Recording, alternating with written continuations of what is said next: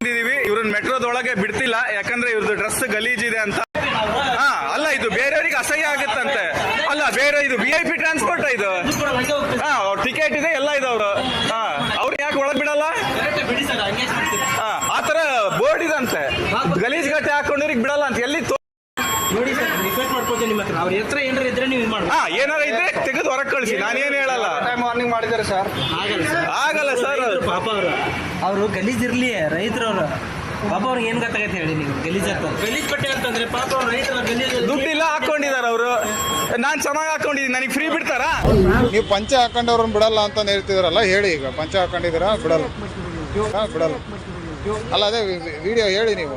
ನಿಮ್ಮನ್ನ ಬಿಡ್ತೀವಿ, ಬಿಡಲ್ಲ ಅಂತ ಹೇಳ್ತಿಲ್ಲ. ನಿಮ್ಮನ್ನ ಬಿಡ್ತಿಲ್ಲ, ಅವ್ರು ಪಂಚಾಯತ್ ಎಲ್ಲರೂ ಪ್ಯಾಂಟ್ ಹಾಕೊಂಡ್ಬಂದು ಬಿಟ್ಟು ನಾಳೆ ಹಾಕ್ತಾರೆ.